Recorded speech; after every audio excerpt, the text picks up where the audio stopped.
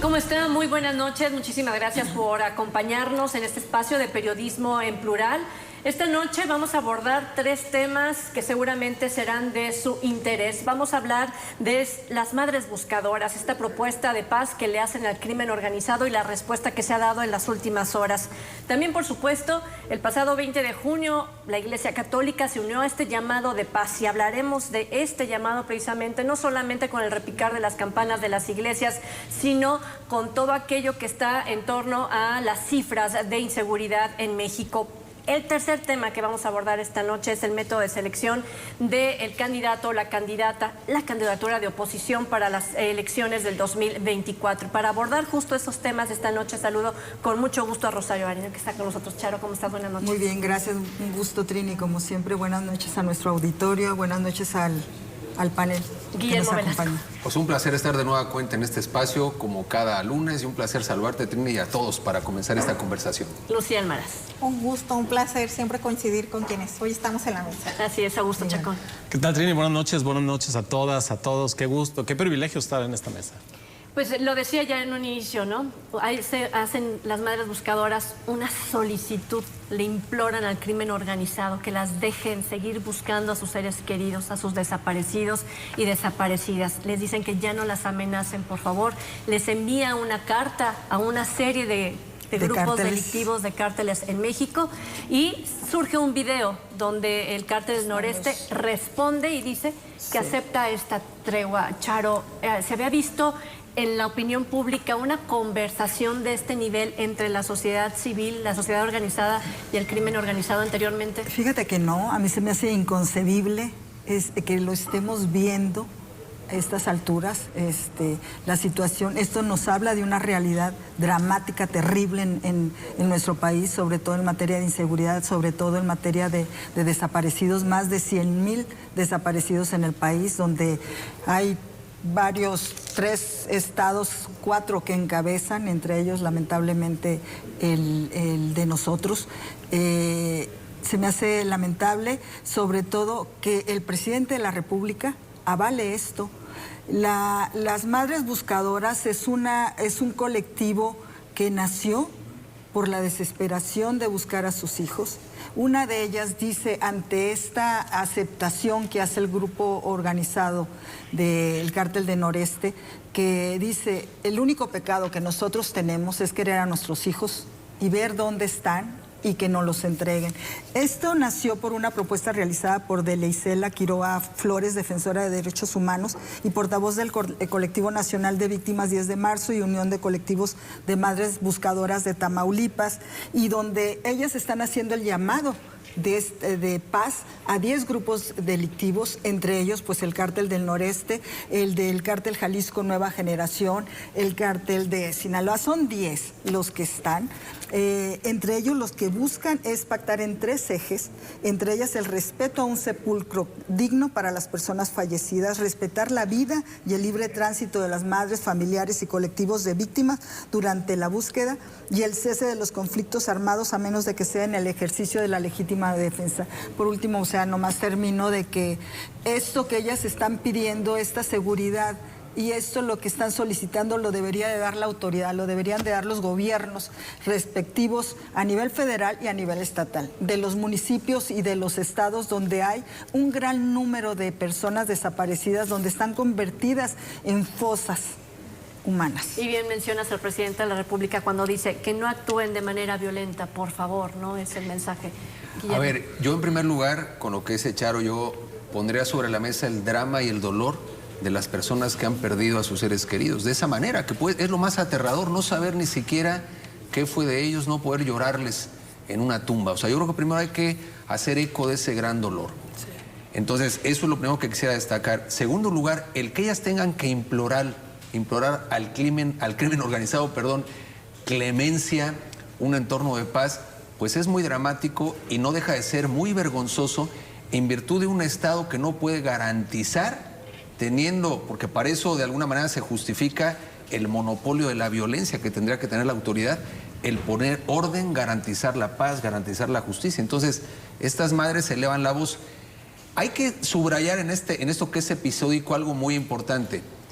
Ellas hacen este planteamiento a un cártel en específico, pero después no se nos olvide en este episodio que el presidente López Obrador hace referencia en la mañanera justamente a este llamamiento que hace este colectivo de madres buscadoras. Y es cuando efectivamente el cártel, haciendo eco de lo que dice el presidente, lanza este video. Según este colectivo, el video es genuino, sería real, lo que están diciendo este grupo de encapuchados en este mensaje. Pero aquí me parece que hay un punto muy delicado, porque una cosa es entender esa preocupación muy genuina de las madres buscadoras, pero hay que entender el rejuego y toda la manipulación que podría estar haciendo el presidente en complicidad con algunos cárteles, porque efectivamente hay que leer las narrativas de lo que está ocurriendo. ¿Qué dice este grupo? Empieza a poner sus condiciones. Le dice al presidente, ¿y con quién nos vamos a comunicar? ¿Cuál va a ser el acuerdo? En pocas palabras dice, sí, vamos a dar la tregua, e invitan a que otros se sumen a la tregua. Y entonces empieza a verbalizar el tema de, oye, el abrazos no balazos sí es el camino. El tema no es la persecución contra los cárteles, sino los programas sociales, la asistencia social. Y efectivamente combatir la seguridad es un tema integral, pero no se puede transar con la delincuencia ni con los criminales. ¿Cuál fue la experiencia en Colombia, por ejemplo, cuando los gobiernos quisieron en realidad este acercamiento con las FARC? Pues efectivamente el planteamiento es desastroso, porque por la vía política los guerrilleros llegaron al poder. Lo mismo pasó en los peores años de ETA en España. A ver, al terrorismo se le persigue en el marco de la ley. Entonces, aceptar condiciones en su día, como lo hicieron algunos gobiernos de izquierda en España, de pactar con los terroristas, no se nos olvide que la paz presupone justicia y presupone verdad. Entonces, hay que entender que efectivamente muchas de estas mujeres que hoy lamentan lo que pasa con sus hijos, con sus seres queridos desaparecidos, es consecuencia del quehacer impune de los cárteles del narcotráfico en México, en su gran mayoría. Y entonces hoy estos cárteles de alguna manera hacen eco a un llamamiento y piden de alguna manera condiciones con el gobierno federal. Entonces nos podríamos llegar a confundir, porque diríamos todos, oye, qué bien que exista un gran pacto, una gran tregua. Cuidado con este tema, porque a estos delincuentes hay que combatirlos, hay que dar justicia a estas madres, hay que ir a las últimas consecuencias. Evidentemente hay un clamor de paz en el país, pero el clamor de paz no puede ser, desde mi punto de vista, Trini, digamos, de la mano de la impunidad y del transar con los delincuentes. De hecho, la ONU hace un llamado hoy a la comunidad internacional advirtiendo de nuevamente estallidos violentos en Colombia. Lo dejamos ahí, no es el tema de esta noche, pero ojo con lo que podría estar sucediendo, ¿no? Esto quiere decir que no, no ha resultado, ¿no? Sí. Lucía. Pues fíjate que cómo es que estas colectivas, estas madres, pues tienen que llegar a este extremo de solicitarles al crimen organizado, pues que las dejen buscar, que las dejen encontrar, que no sean amenazadas, que su vida no corra peligro, y que al final les permitan tener pues un lugar en donde visitar a sus personas desaparecidas. Y esto tiene que ver también un poco ya, se veía el dato, ¿no? Más de 100,000 personas desaparecidas, esto desde 1964 que se tiene registro de las personas desaparecidas, ¿no? O sea, previo a eso no hay una contabilización, eso por un lado. Y por el otro, hay que decir que no es menor el cártel del noroeste. Está ubicado en 8 estados, en 63 municipios, pero particularmente en Tamaulipas, que es zona fronteriza con Estados Unidos y es una ruta sumamente importante para el tema del traslado de drogas. En el video lo que se alcanza a observar, bueno, son 9 sujetos encapuchados, ¿no? Que justo hablan de aceptar esta tregua, incluso actúan como mediadores, porque dicen, también estamos realizando pláticas con el cártel de Matamoros para que se sumen a esta tregua, ¿no? Efectivamente el llamado fue a varios cárteles que están operando en México. Y me parece que en este sentido, con la narrativa que tiene el cártel al decir justo cuáles van a ser las condiciones, incluso le piden certidumbre de los compromisos al presidente de la República, ¿no? Entonces hay una contradicción entre el tema de la autoridad frente al tema del crimen organizado y cómo es que justo en esta parte que me parece que tenemos que poner la atención sobre todo es en el dolor que sufren las madres que están buscando a sus personas desaparecidas y lo que podríamos hacer cualquier madre para encontrar a nuestro ser querido. Dice, ¿y con cuál persona de su gobierno tenemos que hablar o tienen que hablar nuestros representantes jurídicos? O sea, no cualquiera, su representante jurídico. Sí, es tremendo y no puede uno dejar de pensar en una guerra. Recordemos la Primera Guerra Mundial, la guerra de trincheras, donde después de las cargas en donde se mataban unos a otros de manera tremenda, pues salía la bandera blanca para que cada bando recogiera sus heridos y sus muertos y cesaba el fuego. Este es un estado de guerra, donde hay un convidado de piedra, que es el gobierno de la República. Y el trato es entre las madres buscadoras, las colectivas y los criminales. Y por si algo pudiera suceder, los criminales le piden garantías al presidente de la República. Es una apuesta a la impunidad, porque ante el conocimiento de un delito, la autoridad debe actuar, debe abrir una carpeta de investigación, debe iniciar una indagatoria respecto a ese crimen, pero parece que todo va a quedar impune.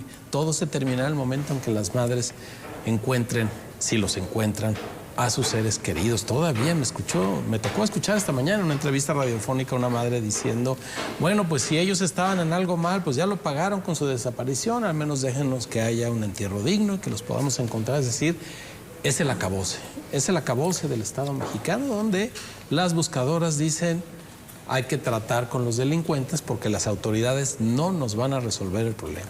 Y no les van a resolver ningún problema, ni siquiera a los criminales, porque el daño está hecho, los muertos están ahí, los desaparecidos están ahí y el dolor no va a cesar.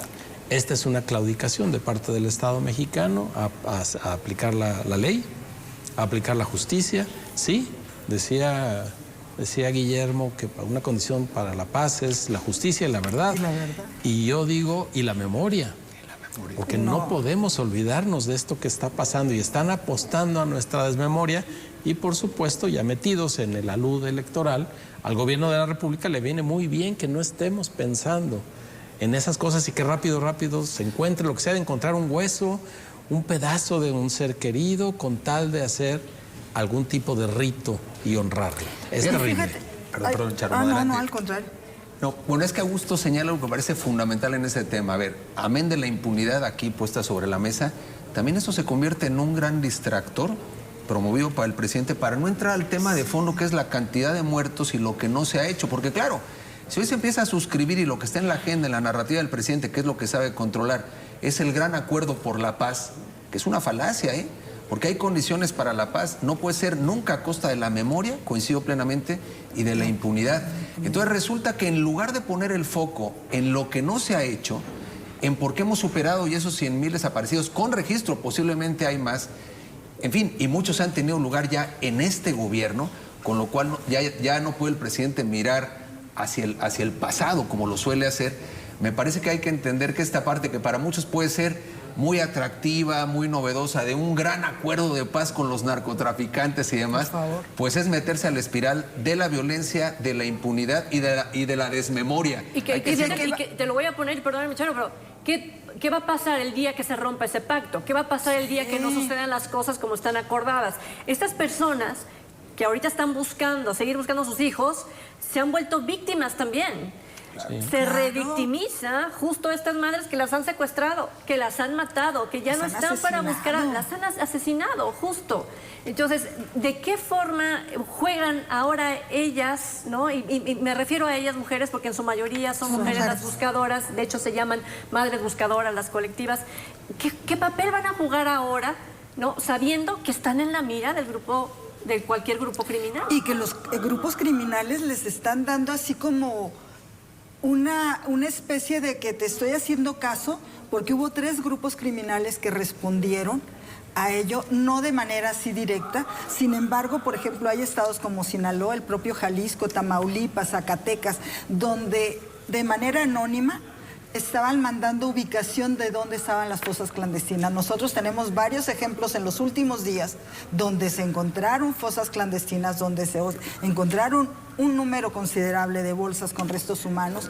Y Yo vuelvo a repetir esa palabra inconcebible, que estemos viviendo este tipo de situaciones, como tú lo dices, Trini. O sea, ¿qué papel están jugando lamentablemente las madres? Ellas en su afán de encontrar a sus seres queridos que pues están desaparecidos, muertos, pero tener un lugar donde enterrarlos, para ellas era lograr la alternativa que les pusieran. Claro. Aunque sabes que en este sentido yo creo que valdría la pena justo la valentía que ellas tienen, ¿no? Porque para este tipo de actos también se requiere de valentía, ¿no? Me parece que sería muy superficial juzgar el querer negociar, ¿no? Justo eso, a un punto importante, ¿no? En este proceso de búsqueda, ellas no quieren ya justicia, ya no quieren un proceso judicial. Sí, lo que desean es encontrar a su ser querido, ¿no? Por un lado. Y por el otro, yo he escuchado varias veces en tu programa cuando dices, ya inició una carpeta de investigación, ¿no? Qué susto. Justo en ese punto quiero que entremos más a profundidad, ¿no? Hay impunidad cuando no se inicia una carpeta de investigación o un proceso judicial, pero también la hay cuando hay una carpeta de investigación y hay un proceso judicial. Claro. O sea, en ambos contextos cuando no hay una impunidad. Cuando no hay diligencias. Cuando no hay la posibilidad de que la autoridad actúe de manera ni eficiente, ni eficaz, ni a través de una justicia expedita. Y también otro punto que me gustaría tocar es que para que se dé la respuesta por el cártel del noroeste, por lo menos la que conocemos, pues pasó un mes. O sea, lo que se mandó, el mensaje que se mandó por parte de las madres buscadoras fue aproximadamente en mayo. Ajá. Y es hasta hace unos días que encontramos hasta caló al presidente, ¿no? Por cierto, Exacto. Hay que apuntar esa parte. Bueno, hasta que exacto. Ojo, había habido una respuesta anterior de uno de los cárteles que dijo, sí a la búsqueda y sí te voy a respetar tu proceso, pero no acabar la guerra. Hay dos factores que no podemos olvidar. Además de la justicia, la verdad, la memoria, necesitamos que exista reparación del daño y lo más importante, garantía de no repetición. Y este pacto no nos da ninguna garantía de no repetición. Ninguno de estos requisitos. Que es justo lo que yo mencionaba sobre las madres. ¿Qué garantía tienen ellas? Para mí es el mundo al revés. Ahora los delincuentes grandes benefactores y promotores de la paz, verdaderamente me parece que es un absurdo. El argumento sin demérito del gran sufrimiento de las madres, pero es que el Estado mexicano es que tendrá que responder categórica y eficazmente y garantizando que no se repita. Aunque el argumento es, si vieron el video, era que nosotros también somos padres, hijos, hermanos. Sí, puede tener la narrativa que quiera. Claro. No lo digo yo, lo dice el video, pues, pero el gran argumento de ellos era precisamente eso, ¿no? Respaldarse bajo el tema de somos humanos, somos personas y también comprendemos, ¿no? Como muy oculto ese mensaje. Los etarras, los guerrilleros en Colombia decían exactamente lo mismo. Eran notables, grandes hombres, se vendían como profesionistas, como políticos y eran criminales. Pues estas madres hacen un llamado a la paz. También la Iglesia Católica hace un llamado a la paz. La sociedad organizada hacen llamados a la paz. Vamos a hablar precisamente de esta cultura de paz, y lo digo entre comillas, ¿no? A lo mejor muy ya trivial el nombre, los términos, pero algo se tiene que hacer al regresar de la pausa.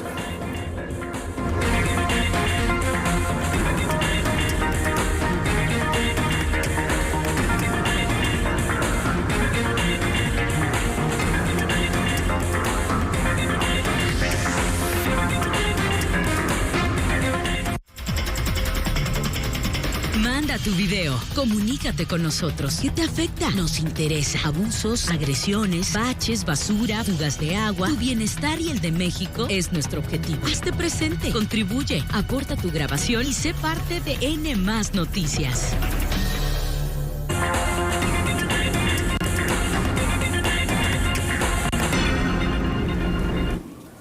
Un llamado por la paz es nuestro siguiente tema y solamente cito esto que ha sucedido en los últimos días. El pasado 20 de junio, a un año del asesinato de los sacerdotes jesuitas Javier Campos y Joaquín Mora y el guía de turistas también que estuvo inmiscuido, se convocó a todas las iglesias a replicar campanas en punto de las 3 de la tarde por parte de diferentes organizaciones católicas y aseguran: en este momento crucial debemos unirnos como comunidad de fe para luchar contra la violencia y construir un México más seguro y justo. Es urgente que nos comprometamos a promover la paz, la reconciliación y el respeto por la dignidad humana. Y entre ambos, ahorita que estamos en la pausa, mencionaban algo que tú habías comentado en el segmento pasado, mi querida Charo. Bueno. Bienvenida al balcón. Gracias, Augusto. Definitivamente lo de estos llamados a paz para mí son llamados a misa, independientemente que la iglesia también los haga. La iglesia tiene un papel importante por la cercanía que tiene con la ciudadanía, con los fieles. Sin embargo, esto no ha dado resultado, porque es de cada año que se reúnen los obispos con los cardenales y todo para hacer eso. Y uno de los temas principales siempre ha sido la seguridad, ¿eh? Comentando con la encuesta que yo creo que la va a tocar Augusto en unos momentos, donde me llamó mucho la atención que los principales conflictos son los vecinos, entre vecinos. Sin embargo, yo le comentaba algo de que hay situaciones, y esto es muy real, donde la gente donde convivimos con los delincuentes, con el crimen organizado, donde están apostados afuera de tus casas, afuera de tus edificios. Sin embargo, ya te haces de la vista gorda y te haces porque no quieres tener represalias, simplemente. Esa gente sabe dónde vives, sabe con quién vives, sabe a qué te dedicas y qué hemos hecho o qué han hecho las personas. Te lo digo, hay ejemplos, ¿no? Y te voy a decir el principal. A mí me consta y también lo sufro de vez en cuando, de que se vive en edificios, están los estacionamientos, y es de todos los días y de cada fin de semana, donde no solamente es la música a todo volumen, es que están tomando, ahí se avienta la droga. Ahí se vende. Cerrar la calle para seguir con su festejo. No, y dentro simplemente son unidades habitacionales también, y donde ya las medidas que han tomado los vecinos, los que tienen automóvil, ha sido de estacionarte en otras partes. Porque tus automóviles, tus coches, pues los agarran de barra. Van a peligrar necesariamente. Y independientemente de los robos de la computadora, del coche, de tus estéreos, todo lo que tú tengas, ya, si uno se da cuenta, pues ya se ha subido mucho la adquisición de computadoras nuevas. Tú te vas a la fiscalía, donde lo anunciaron con bombo y platillo, la recuperación de un gran número Desde la administración pasada, ¿recuerdas? Sí. Tú ibas a fiscalía y podías ver en los pisos de aquellas bodegonas, ¿no? En calle 14, una gran cantidad de artículos de Y tú denuncias, ¿y cuándo te hablaron? Nunca. Yo soy una víctima de 3 veces la computadora de mi coche. Yo también he visitado la calle. Luego la tenías que ir a comprar ahí. Y luego visité la fiscalía, hice denuncia y nunca me hablaron. Pero bueno, eso no es el caso. Vuelvo al tema de entre vecinos. Es que no nomás es vecinos. ¿Cómo diferenciar si son nuestros vecinos o son otro tipo de vecinos que llegan y que son de fuera, o que son de fuera y se coluden con los mismos vecinos de la zona, de la colonia, para hacer lo que hacen? Es una cuestión, como dice la autoridad, solamente de moral, honestidad, buena educación, cultura. Está el no vincularte con el crimen organizado, con los círculos del crimen, ¿no? Aunque sea en menor escala, ¿no? Como es el narcomenudeo, etcétera. Es cuestión esta de congruencia con tu forma de vivir, o tiene que ver con que tienes las manos atadas y no puedes irte a otro lado para evadir esta ola que pareciera que nos está tocando a todas y a todos, ¿no? Es que es multifactorial. A ver, efectivamente, para erradicar estas cosas a nivel incluso vecinal, pues tiene que haber temas de inteligencia, no impunidad, sistema de justicia, pero también vuelvo al punto, a la primera pregunta que hacías. Sí tiene sentido, aunque el presidente nos miente con la verdad cuando habla de la cultura de paz, porque el presidente dice cosas ciertas dentro de todas las mentiras que dice. No dice algunas verdades. Por ejemplo, fortalecer la familia, el hecho de fortalecer el tejido social, el hecho de atender al pobre. Claro que todo eso tiene que ver con un entorno de paz, es cierto. Lo que no dice el presidente es que hay que evitar la impunidad, ir, digamos, con todo el peso de la ley contra los delincuentes. Pero voy al punto, creo que sí tiene sentido hablar de tejer o de construir una cultura de paz que presupone el respeto, presupone el diálogo, presupone la no polarización. Hablar de estas cosas, aunque de pronto parezcan llamamientos a misa, porque es cierto, es complicado, de pronto sentimos que se lanzan mensajes y no hay eco. creo que este llamado que refieres que hace la Iglesia Católica recientemente, a raíz de un año, se conmemora un año del asesinato de los jesuitas en la Tarahumara, que sí cimbró de forma importante, creo que generó un eco mayor que en otras ocasiones. Viene este repique de campanas que es un acto simbólico, pero que tiene sentido. Es decir, la Iglesia le entiende a la política y le entiende a la comunicación desde hace muchos siglos. Entonces, ¿qué pasa? El domingo previo al repicar campanas, resulta que se invita a que los fieles asistan o asistamos a las iglesias, incluso con fotografías de los seres que han desaparecido. Entonces, ¿qué pasa? Esto en realidad el régimen lo sabe leer. Y esto lo ven con preocupación porque la Iglesia tiene autoridad moral y conoce de manera muy cercana a muchos sacerdotes y obispos el dolor brutal que ha significado la violencia. Entonces, creo que este llamamiento es interesante. De hecho, la próxima semana hay un encuentro, estos que se han hecho otras veces, de obispos empresarios, cuya sede va a ser el ITESO, por cierto. La próxima semana. El 3 de julio.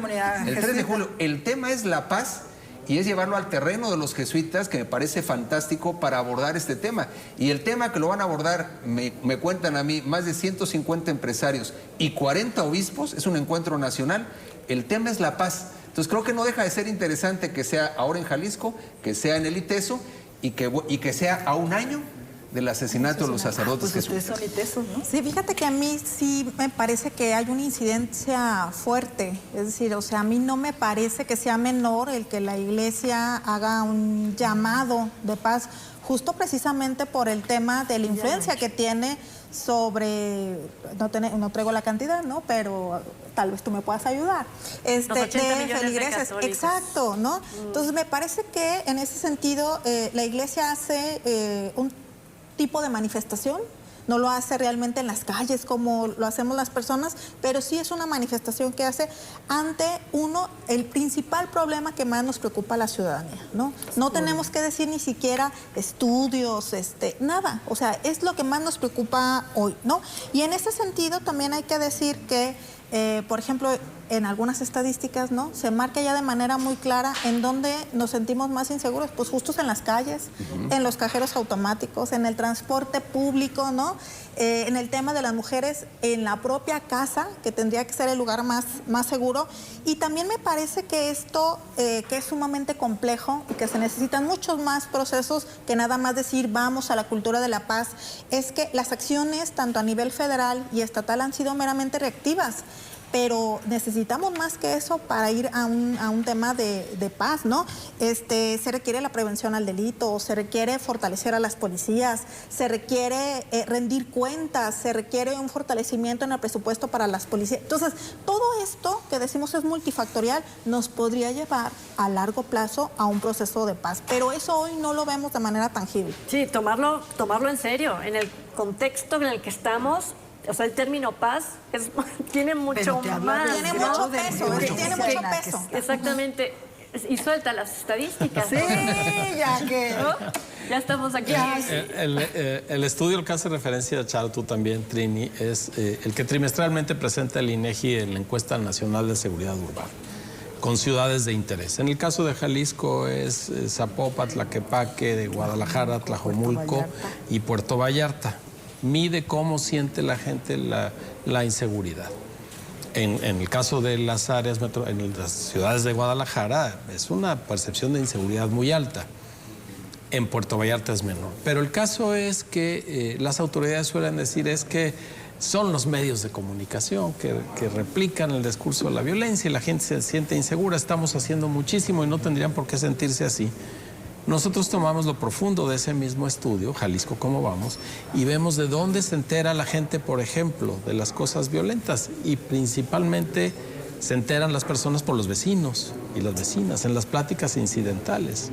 Después la televisión es un medio de comunicación importante, pero lo central es cómo se construye esa percepción de inseguridad. Por supuesto que notas como la de las madres buscadoras o los cuerpos que se encuentran cotidianamente asesinados en la ciudad influyen en nuestra percepción de inseguridad y alejan la paz. Pero no solo es eso, es la vida cotidiana, el tener miedo, el darle permiso a un hijo adolescente y no dormir pensando si va a regresar, si nos va a llamar a tiempo, si no le va a suceder nada. Eso es absoluta carencia de paz. ya no es que haya balazos o no balazos, el simple hecho de no poder estar tranquilo porque el espacio público es agresivo, es absolutamente en contra de la paz. Cuando el presidente de la República agrede con más intensidad a periodistas que no hacen sino su trabajo, le guste o no es su trabajo, más que a los delincuentes, a los que celebra que le den permiso a unas personas para buscar a sus seres queridos, eso es profundamente violento y es contra todo sentido de paz. Sí, la prevención sería muy importante, los servicios públicos serían muy importantes para la paz. Pensemos en el alumbrado, en la limpieza de las calles que acaban incidiendo en nuestra manera de convivir. Pero nos ha empujado esta violencia a vivir puertas adentro, a sentir que si protegemos nuestras casas y a los nuestros, lo demás no importa. Y eso es profundamente dañino para la paz. Creemos que lo que le sucede a los de alrededor no cuenta. Pues no cuenta hasta que nos llama la atención. Pero sí cuenta el día que nos hagamos cargo de ese dolor ajeno, el día que nos hagamos cargo de la zozobra, no necesariamente por alguien desaparecido, de un vecino, la zozobra que puede estar pasando un vecino, empezaremos a transitar el camino de la paz, porque la paz no es algo que nos vaya a dar un presidente de la República, puede contribuir mucho, al final de cuentas gobernar es dar rumbo, y este rumbo el que nos da esta administración particularmente no lleva a la paz, no va encaminado a la paz bajo ninguna circunstancia. Fíjate, hay un elemento muy importante en la paz que es la reconciliación. Sí se requiere en el país un esfuerzo de reconciliación nacional, pero esto no es una dádiva del gobierno, no, ni se da por decreto, ni excluye la justicia, la memoria, el reconocimiento de muchas cuestiones, pero evidentemente es donde la iglesia o las iglesias pueden jugar un rol muy relevante, porque efectivamente hay que bajarle a la polarización, hay que tratar de buscar, de tender puentes. No digo que sea sencillo y no presupone el dejar de lado la justicia, no, porque nos equivocaríamos. La reconciliación de fondo presupone aceptar, presupone la reparación del daño y viene entonces un nivel más sublime en todo esto, que es el poder perdonar que se requiere. Pero luego aquí el problema es que el gobierno confunde los términos o manipula con ese tema. La reconciliación no lo exime al gobierno de cumplir a carta cabal su papel. Y para eso, insisto, tiene el monopolio de la violencia. Si no hay estados fallidos, cuando el gobierno renuncia a aplicar la fuerza, cuando el gobierno renuncia a cobrar impuestos, lo hacen otros, Hay un SAT paralelo, hay quien ejerce la violencia en este país que no es el gobierno y sobre todo entidades que deciden, o más bien organizaciones que deciden quién vive y quién muere. Qué dramático, porque claro, efectivamente nos estamos aproximando en algunas partes del país donde ya prevalece un gobierno territorial del narcotráfico a lo que realmente y técnicamente es un estado fallido. Pero además habla de los niveles que estamos ascendiendo en materia de inseguridad, ¿no? Sí. Simplemente lo que va a pasar el lunes en el ITESO con nuestra amplia convocatoria, con obispos, con empresarios. Eso te habla también de la preocupación, del nivel de preocupación, no solamente que inicia con lo del asesinato de los jesuitas, de los sacerdotes jesuitas. Yo digo el llamado a misa. Yo tengo años, estuve años cubriendo el arzobispado, la iglesia, y estos llamados, estas reuniones de obispos se hacían en Tapalpa. Y era un llamado, era una carta donde nos convocaban al final a los medios de comunicación, donde el principal problema fue seguridad. Tiene años este tema. Con el llamado de la iglesia. Coincido con todos. A mí se me hizo muy puntual lo que dice Augusto, porque es la base. Somos los ciudadanos, el ciudadano de pie, que mientras no nos sintamos seguros, tranquilos en nuestra casa, en las calles, de ir a la tienda, y más que todo otra de las situaciones por las que tú dices, bueno, a lo mejor eres policía, eres un profesionista, estás en contra de la violencia, estás en contra de la corrupción, estás en contra de todo lo que está sucediendo, pero te das cuenta de lo que está sucediendo con la vecina a la que están golpeando, te estás dando cuenta que a un niño no sé qué le están haciendo, a una joven, y no te metes por temor a represalias, y a lo mejor no de uno, sino de tus familiares.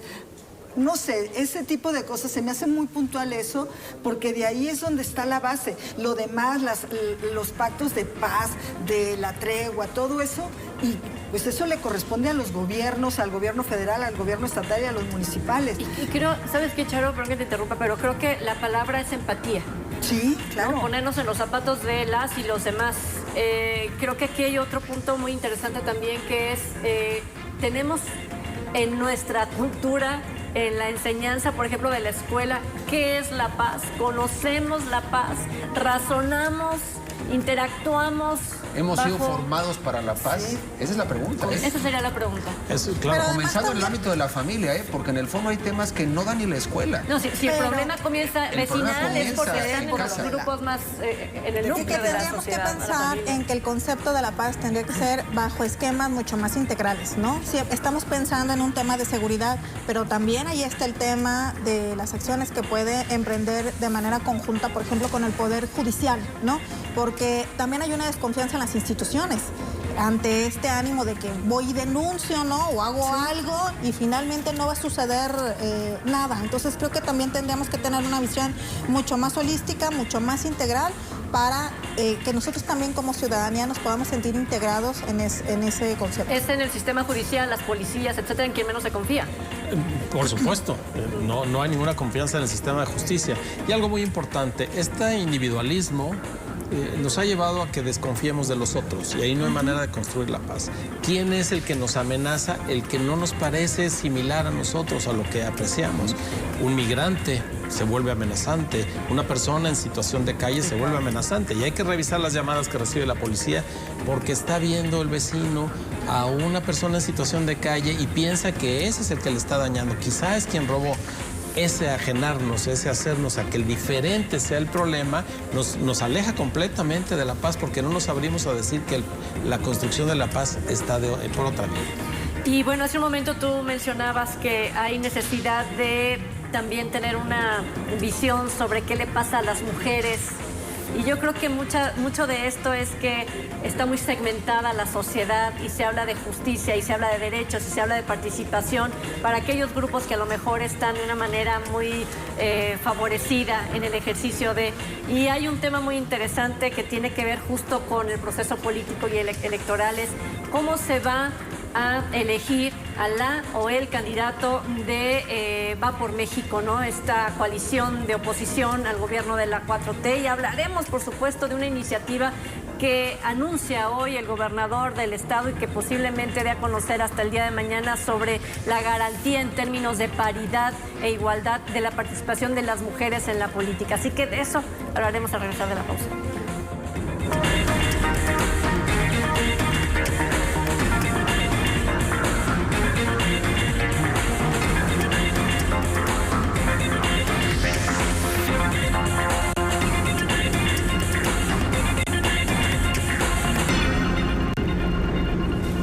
Bueno, desde hace mucho tiempo se ha buscado la forma de gobernar con una visión mucho más plural.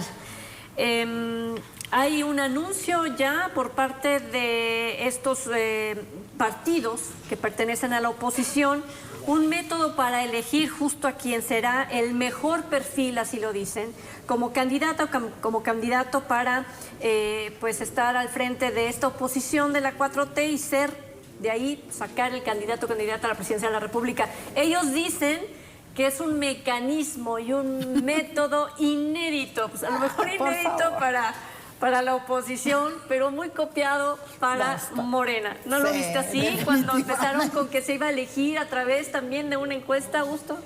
Pues la encuesta es uno de los métodos, ¿no? El primero es que quien aspire reúna 150,000 firmas de apoyo, que todavía no queda claro cómo va a ser ese proceso. Por ejemplo, Xóchitl Gálvez dice, si no abren la posibilidad de que sea una firma electrónica segura, difícil competir porque entonces las estructuras ya conocidas de los partidos se quedan con el mando del proceso.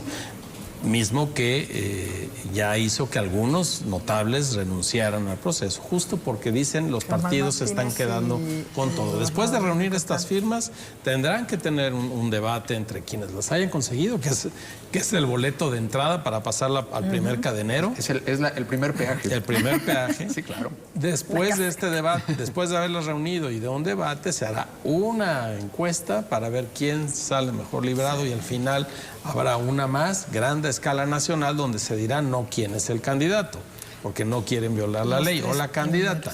Se dirá quién va a conducir los destinos de un Del frente amplio por México. opositor por México. Ese es el mecanismo y tienen para hacer todo esto de aquí al 3 de septiembre. Y también cuando harán dicen- asambleas informativas como Sí, las de Morena, ¿no? sí. Lo que pasa es que tiene como 5 momentos. A ver, en realidad fases. el primer peaje que decimos es esas 150,000 firmas, que ya es una ganancia que baje de esas 2,5 millones que pedía Marco Cortés. Perdón, Queda- te interrumpa. El primer peaje sería elegir al que va a encabezarlo, ¿no? Bueno, a ver, desde luego tiene que funcionar la plataforma esta para efectivamente que sea transparente el tema. ¿Cómo dices que se llama? Frente Amplio por México. Vamos a decirlo así, es el juguete que se pone en marcha para efectivamente poder hacer campaña sin quebrantar la ley. Entonces, este Frente Amplio por México lo que va a hacer es la plataforma en la cual hoy hay 13 aspirantes y suspirantes, digamos, que se asumen con posibilidades. Evidentemente no puedes montarte debates y recorridos en el país con 13 personas. Esto es una locura.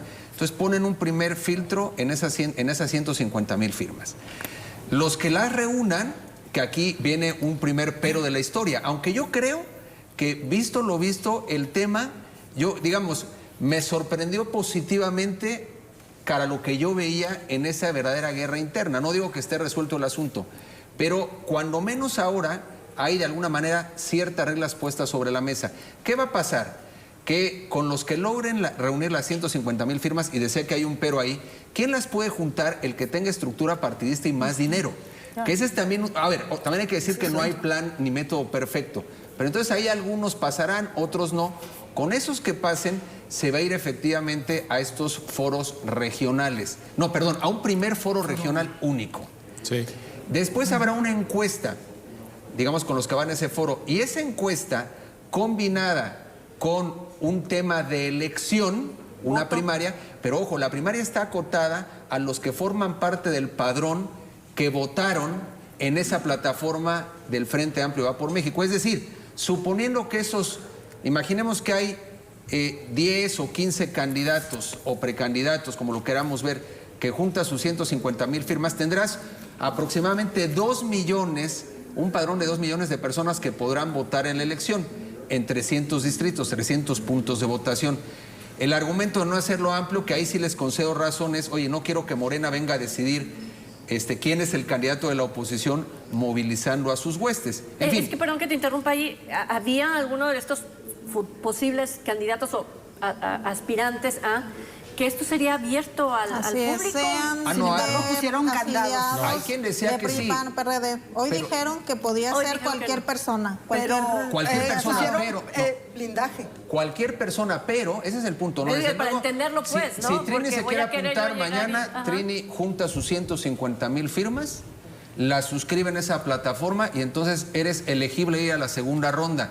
Entonces junto con otros políticos, vas a sostener una serie de ideas, vas a ser sometida a una encuesta y a una votación con ese padrón de todos los que votaron para elegir candidatos, y entonces ahí empezará el descarte. Yo lo que digo, para no abusar aquí del tiempo, creo que algo positivo dentro de lo complejo que es el asunto es que el anuncio fue con organizaciones de la sociedad. Me parece que en todo caso no fue un solo anuncio de los partidos. No hay método perfecto, también es una realidad. A final de la historia es muy complicado porque están los intereses de la partidocracia de no querer dejar pasar, la presión ciudadana, que me parece a mí que también, aunque es una votación de más o menos 2 millones de personas, hay quien se va a sentir fuera. Y aquí la otra pregunta de fondo es si los que no ganen en ese método, hoy es el llamamiento, se comprometen y suscriben a que aunque no fuiste elegido, respetas, porque si no hay método perfecto, pero fue el que eligieron, que en todo caso me parece un avance, que existan las garantías para respetarlo y cumplirlo. No digo que sea perfecto, y que también hay que decir que la cerrazón no solamente se da en la partidocracia, sino en organizaciones que se atribuyen la representatividad de la sociedad. O sea, la pregunta es también quiénes definieron, qué organizaciones de la sociedad definieron el método, porque yo estoy seguro Claudio X. que hay mucha gente que posiblemente no se ve representada ¿Quién, Chava? en ese tema, ¿no? Claudio X. Claudia X. ¿Qué es lo que dice el presidente? Que A la ver, decisión la va a tener uno, que creo que no es así tampoco. Va por México, pues está saliendo un poquito tarde. Ya después de ese les adelantó Morena. No es un método inédito, o sea, encuestas lo va a hacer Morena. Los foros también. Lo que está cuidando, y te decía, y perdón que te haya interrumpido No. de veras, porque el primer filtro que ellos están poniendo es el que se va a encargar de hacer toda esta... Los comités que le llaman. La comisión A través de un de comité, organización. de un observatorio, ¿no? ¿Y eso por qué? Porque la ley, porque ellos están cuidando la ley de todos los requisitos que planteó el INE. Dentro de los estatutos, Morena sí lo trae. Es un coordinador de transformación, no me acuerdo el nombre, y ellos tenían que poner eso. Otra cosa, la sociedad civil... hay que ver qué tan civil es y qué tan ciudadana es la organización que encabeza Claudio X, que es un férreo opositor al presidente. El presidente tampoco nos lo traga si nos vamos en esos términos. Y es la organización de Claudio X, de cierta manera, blinda, y con ellos acuerdan este método que trae la Alianza Va por México.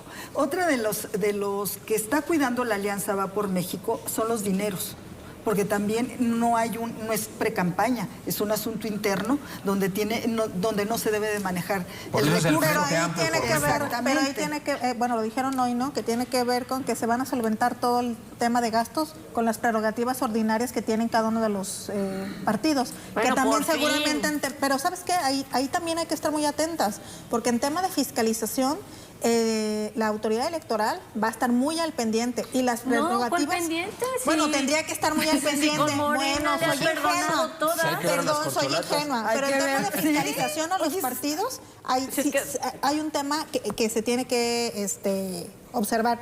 Fíjate que a mí un poco me parece que el proceso es sumamente complejo, ¿no?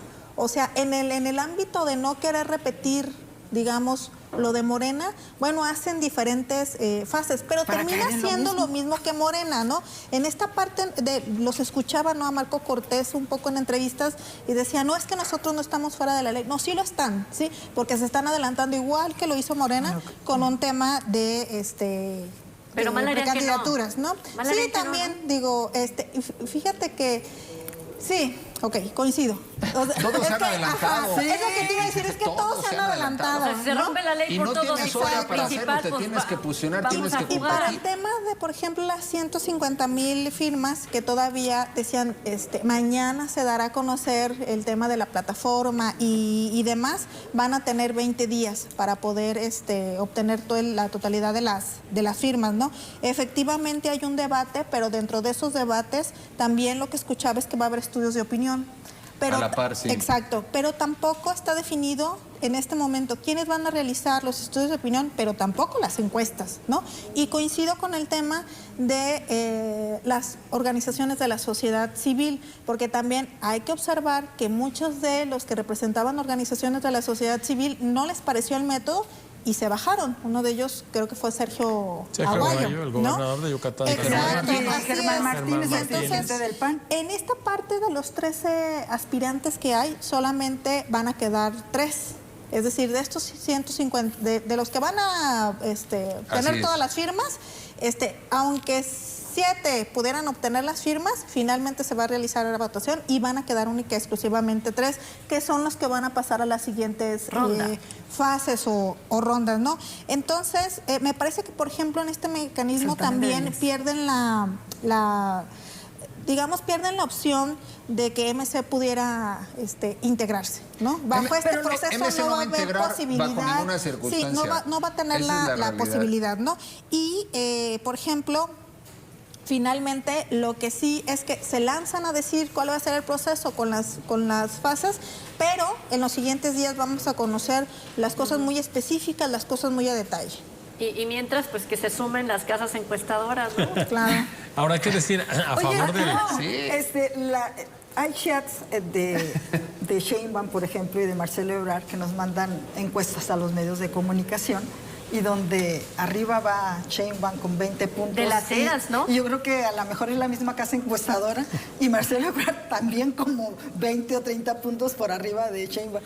O sea, van a Pues estar es que así. esto depende de quién la mande a hacer también. Sí, ¿no? eso tendrá que ser muy transparente. Hay que decir que no hay método perfecto, pero además tiene una complicación. 3 partidos diametralmente opuestos que tenían que ponerse de acuerdo. Con una sociedad civil con el puño muy fuerte, ¿no? Claudio X González, que no es el único, habrá otras organizaciones. Una muy importante, la de Sergio Aguayo, se baja, ¿no? Y esa es una señal, es una señal muy clara. Y Sergio Aguayo se baja por una razón, a mí me parece una de las que esgrimió muy importante para efectos de la oposición. Él esperaba que esto fuera una gran confluencia de varias agendas ciudadanas que pudieran encontrar una vía para construir un programa, y se vuelve algo demasiado electorero, y para él se pierde esa oportunidad de meter a los grupos de la diversidad, a la gente de la seguridad, encontrar una vía de salida política para encontrar la manera de construir una agenda, y no se sucede. Pero estoy de acuerdo. Lo que hay que celebrar es que le quitan la agenda al presidente. Hoy lo escuchamos enojado. Claro, lo descolocan. Y quedó descolocado porque no esperaba una tan buena avenencia, que además anuncia que van a tener a su coordinador o a su coordinadora 3 días antes del candidato o la candidata. Bueno, el presidente ya dijo que él el jueves ya dice quién es el candidato de la oposición. Con otra ventaja que hoy le escuchaba a Claudio X, y tiene toda la razón. Mientras en Morena les dieron instrucciones a las corcholatas, perdón por usar el término, pero creo es el oficial, de no tocar ciertos medios de comunicación, de no hablar con ciertas personas. Eso es absolutamente antidemocrático. Pero acá están abiertos a que vayan a todos los medios de comunicación, y eso nos permite conocer, por lo menos, si no el tema de perfiles, exacto, en este momento perfiles, y ya más adelante un tema de propuestas. En defensa del método, que no es perfecto, es mucho mejor que lo que tenemos enfrente con la verticalidad de López Obrador, que ahí no hay encuestas ni nada, sino la voluntad de un solo hombre. Aquí el método es perfectible, efectivamente faltó los detalles de la letra pequeña, pero yo considero lo que dice Augusto, en la complejidad de partidos tan diametralmente opuestos, creo que es una buena noticia que se haya llegado a una definición. Tendrá que cerrarse filas en torno a esa definición, tendremos que ver quiénes son las casas encuestadoras, cómo se montan los debates y demás, pero creo que en todo caso la oposición se puso ahora sí en la agenda, en la ruta. Y te voy a decir una cosa, yo ahí discrepo un poco, no es tarde, ¿eh?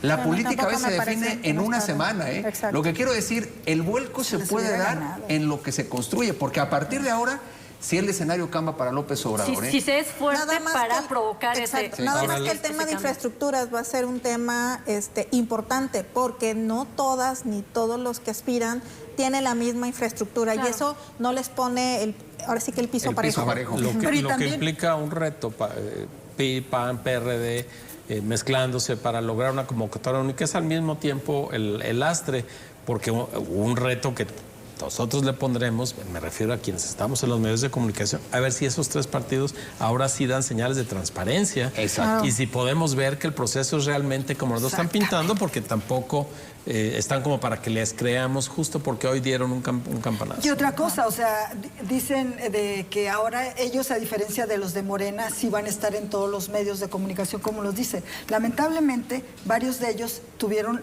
o sea, pues estaban mediáticamente, ¿no? Porque tenían un cargo, eran senadores, diputados o alcaldes o lo que tú quieras, gobernadores y eso. Estaban mediáticamente, ahora no lo van a hacer y no tienen todas esas oportunidades. Igual los de Morena, ¿eh?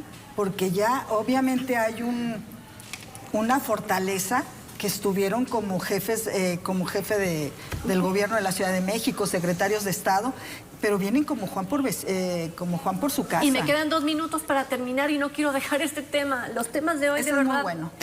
Fueron muy interesantes, pero que yo decía al principio, el gobernador de Jalisco, mediante un mensaje en redes sociales, anuncia justo que enviará una propuesta. Ya envió una propuesta que darán a conocer el día de mañana para hablar de condiciones de igualdad y equidad para el proceso electoral. De manera rápida, ¿qué te parece? A mí se me hace bien, sobre todo porque es lo que están buscando las mujeres políticas de todos los niveles. Y yo creo que se me hace una buena señal. Ojalá que se apruebe en el Congreso del Estado, y si trae el aval de Movimiento Ciudadano, como ahora fue el anuncio junto con el coordinador de Movimiento Ciudadano y el gobernador, yo creo que es buena señal. La alabo. Bien, Lucía. No, bueno, es que no había otra opción. O sea, no podía ser menos de lo que teníamos con los lineamientos del 2021, porque entonces era un retroceso total. Entonces, pues no es que se aplauda, simple y sencillamente se apegaron a lo mínimo que ya teníamos, y que en este sentido, pues hablando de los derechos político-electorales de las mujeres, pues tienen que ir en avanzada. Quiero solamente terminar porque hemos hablado de muchas cosas muy interesantes, y lo resumo en estos términos: tregua, procesos abiertos, plurales, paz, empatía, pero ojo, dijimos, hasta violentar la ley electoral, porque así lo ha marcado los tiempos y lo ha hecho el presidente Andrés Manuel López Obrador, y ahora la oposición se suma justo a esto, que no podemos, dejar de lado, romper la ley, ¿no?, de un proceso electoral. Y con esto nos despedimos. Muchísimas gracias. Sí, y lo abordamos en la próxima. El programa es ustedes el próximo de Augusto y de Memo. Ya no nos dejaron hablar, si te fijas, con eso la paridad. Gracias. Gracias, Guillermo. Hablando de los derechos de las mujeres.